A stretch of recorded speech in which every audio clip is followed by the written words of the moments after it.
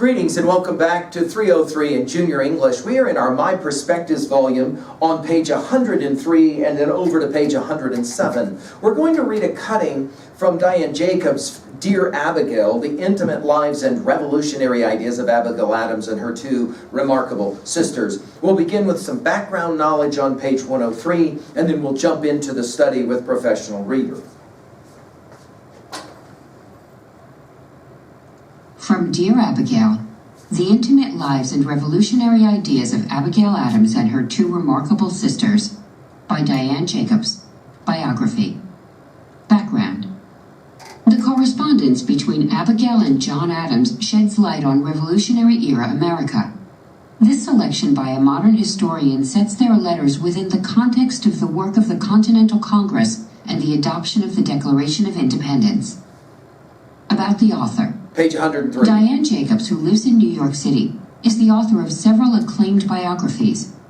In addition to Dear Abigail, Jacobs has written about contemporary filmmaker Woody Allen and about Mary Wollstonecraft, the 18th century British author of A Vindication of the Rights of Women.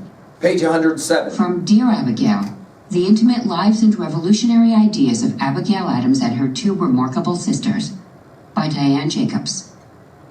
Writing to Abigail about the fierce effort it took him to compose thoughts on government at the same time that he was working day and night at Congress, John lamented that none of his present endeavors would bring them an easier life. "I shall get nothing for writing this pamphlet, I believe, because I never get anything by anything that I do," he complained, while assuring her that he was not above commiserating her lack of help on the farm, or writing paper for all his preoccupation with posterity and the greater good. Strawberries at an early spring in the dirty city did little to console him. He longed, he said, to walk in their garden, and to the cornfields, the orchards, and the common. "Instead of domestic felicity, I am destined to public contentions," he brooded. "Instead of rural felicity, I must reconcile myself to the smoke and noise of a city." So he wished to be home. And yet his overriding desire at the moment was for Congress to make a Declaration of Independence from Great Britain. Page 108. It had to be sooner rather than later because without it, there was no hope for the foreign assistance from France in particular, which was crucial to winning the war. On June 7th, the Virginia delegate Richard Henry Lee of Virginia raised a motion for independence in Congress. It was supported by Massachusetts and 6 other colonies, while another 6, Pennsylvania, Delaware, Maryland, South Carolina, New Jersey, and New York, remained unsure. With everyone hoping for a unanimous verdict, the vote was set 3 weeks in the future, while a committee to consider the tone and nature of the prospective document immediately convened. It consisted of 5 members, the most prominent being John, Benjamin Franklin, and the red-headed Virginian who shared Thomas Paine's veneration for the passions, Thomas Jefferson. Considered to be even more eloquent than the far better-known authors of Poor Richard and Thoughts on Government, 33-year-old Jefferson was chosen to write the text. Like Franklin, Jefferson was a scientist and inventor. He had created a retractable bed and a tilt-top table as well as an indoor weather vane, and his own Palladian estate, Monticello. Educated at William and Mary, he was as steeped in history and philosophy as Adams, and also adored his wife, a wealthy widow, who was currently pregnant and in poor health. He was a slaveholder who professed to dislike slavery. Mark that. A statesman ambitious to succeed on the large stage who hated leaving home. As he began drafting the American Declaration, in the middle state of Pennsylvania on a desk of his own design, he longed for southern Monticello, as Adams longed for northern Braintree. Though Jefferson was a deist, rejecting Christ and original sin, he shared Adams's obsession with goodness. Everything is useful which contributes to fix in the mind principles and practices of virtue, he believed. Jefferson was gangly, fidgety, 6'2.5" and as quiet as Franklin in Congress. But he rode his horse elegantly, spoke up regularly in committees, and despite his aversion to arguing, proved impregnable to opposing views. For better and for worse, no one and nothing swayed him. He had little use for either the vagaries of individuals or venerated ideals. "We are hastening rapidly to great events," John had written Abigail at the end of April, adding that it requires serenity of temper, a deep understanding and courage to ride in this whirlwind of congressional discord. By the end of May, he was telling her that affairs were in a critical state. Then, in the middle of June, exultant after Henry Lee raised a motion for separation from England, he wrote, "These throes will usher in the birth of a fine boy." Page 109. On July 1st, 20 days after that initial motion, Congress resumed its debate on independence with John Dickinson of Pennsylvania arguing against, and John Adams for an immediate break from both Parliament and King George III. John spoke fervidly for 2 hours to a rapt audience. A clear majority of 9 colonies sided with him, but in a preliminary vote the delegates from Pennsylvania, out of respect for Dickinson, though most of its citizens favored independence, South Carolina and Delaware dissented, while New York, with its high percentage of loyalists, abstained. Still hoping for unanimity, Congress agreed to delay the formal vote until the following morning. That night, word arrived that a flotilla of British boats had sailed into New York Harbor, panicking George Washington's unprepared army and adding pressure for some buoying news. The next day, John Dickinson, for the sake of unity, announced he would abstain from the voting, throwing Pennsylvania to the majority. South Carolina and Delaware joined Pennsylvania, while New York continued to abstain. The motion was called to the floor and carried. July 3rd was spent amending Jefferson's declaration, much to the proprietary writer's chagrin. The most significant change insisted on by South Carolina and Georgia was the elimination of a passage implicitly condemning slavery. Mark that. Jefferson had accused the king of waging cruel war against human nature by capturing and transporting innocent Africans into slavery in another hemisphere, or to incur miserable death in their transportation thither. This was a daring, if bewildering, opinion from a Southern slaveholder. Jefferson claimed to be proud of it and to rue its loss. Other of his favorite passages were also cut or tightened during the nearly 12-hour debate over wording, but Jefferson's voice remained, and on the afternoon of July 4th, all of Congress endorsed it. John Adams could hardly contain his exuberance. Yesterday, the greatest question was decided, which ever was debated in America, and a greater perhaps never was or will be decided among men, he wrote Abigail. What felt hopelessly slow just a month ago now seemed remarkably expeditious. Looking back to the first arguments with England in the early 1760s and recollecting the series of political events, the chain of causes and effects, I am surprised at the suddenness as well as the greatness of this revolution, he exulted.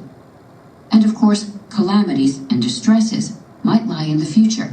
Surely the threat of tyranny by the majority, which he had warned against in Thoughts on Government, would pose a threat in the coming years. And yes, it would be far better for the war if independence had been declared 7 months before, and foreign alliances were set in place. And yet, July of 1776 will be the most memorable epoch in the history of America. Page 110. I am apt to believe that it will be celebrated by succeeding generations as the great anniversary. Mark it. It ought, John declared, to be commemorated and solemnized with pomp and parade, with shoes, sports, guns, bells, bonfires, and illuminations from one end of this continent to the other, from this time forward forever. On July 18th, a week after they were inoculated for smallpox, and with no one yet showing symptoms of the disease, Mary and Richard, Abigail and Betsy joined masses of patriots lining King Street in front of the Boston State House, the seat of the first elected legislature in the New World. The ragtag troops who had chased the British out of Boston 4 months earlier stood before them, respectably armed, at least for the moment. An officer, Colonel Crafts, appeared on the balcony and began to read. Page 111. When, in the course of human events, it becomes necessary for one people to dissolve the political bands which have connected them with another, and to assume among the powers of the earth a separate and equal station to which the laws of nature and of nature's God entitle them, a decent respect to the opinions of mankind requires that they should declare the causes which impel them to the separation. The Smith sisters' lives spoke volumes on the causes for separation, and the spirit of the declaration was familiar, for they had avidly read the great thinkers of the Enlightenment, who so informed Jefferson's view. Yet, if his concepts were not original, the occasion was a first in history, And Richard Cranch, as well as Mary, Abigail, and Betsy, stood spellbound at the beautiful expression of what they felt and knew. We hold these truths to be self-evident, that all men are created equal, that they are endowed by their Creator with certain unalienable rights, that among these are life, liberty, and the pursuit of happiness. And on it went. God Save the King was already a memory. When Colonel Crafts finished reading the Declaration of Independence, he shouted, "God save our American states." The people picked up this chant and ran with it, as Richard Cranch reported to John in a letter the following week. There were 3 cheers that rended the air, Abigail wrote in her own description, and they were followed by an elated ringing of bells, the cannons roared, and rifles' shots rang in the air. After dinner, the king's arms were taken down from the State House, and every vestige of him from every place in which it appeared, and burnt in King Street. Thus ends royal authority in this state, she concluded, and all the people shall say, Amen. By July 22nd, Abigail was ill with the excruciating pain in my head and every limb that was said to portend a speedy eruption, which occurred a few days later. And though she produced only 1 pox, her symptoms were sufficiently grueling for the doctor to declare her immune. John Quincy's case too was mild but conclusive, while Mary's eldest daughter, Betsy Cranch, the frailest of them all, fainted and lay listless in bed. Her mother and brothers, on the other hand, produced no symptoms. By the end of July, Mary had been inoculated 4 times and was still healthy as the day she left Braintree, as were Charles and Tommy Adams, who had been inoculated twice. It seemed fitting when Nabby, the calmest of them all, came through with almost no suffering. The doctor, however, insisted that she be inoculated a 2nd time, on the odd chance that her symptoms were false. Even after her single pox dissipated, Abigail felt lightheaded from the disease. The smallpox is a great confuser of the mind. I am really put to it to spell the commonest word, she told John. Page 112. Yet when John gave her an opening, she had no trouble expounding on her favorite topic of women in the new nation. If you complain of neglect of education in sons, what shall I say with regard to daughters, who every day experience the want of it, she began, and continued, I most sincerely wish that some more liberal plan might be laid and executed for the benefit of the rising generation, and that our new Constitution may be distinguished for learning and virtue. If we mean to have heroes, statesmen, and philosophers, we should have learned women. The world perhaps will laugh at me and accuse me of vanity, but you know I have a mind too enlarged and liberal to be vain. If much depends, as is allowed, upon the early education of youth, and the first principles which are instilled take deepest root, great benefit must arise from literary accomplishments in women. This time John assured Abigail, your sentiments of the importance of education in women are exactly agreeable to my own. Though women who displayed their wits were contemptible, he felt impelled to add. It is interesting at the conclusion of this reading how we're back to the prior reading, the debate, the question about education of women, of daughters and of young girls. Of course, today we read this and we're just stunned that this could even be a debate, just like we're amazed and stunned that there would be a debate about whether one should be allowed to own slaves or not. It is just proof that these early ideals, expressed, of course, in large measure in the Declaration of Independence, they grew roots, right, in the soil that would become the American imagination, the psyche of the Americas. And to that degree, we have found our way to obviously way more of these freedoms. Obviously, we have much more to accomplish, no question.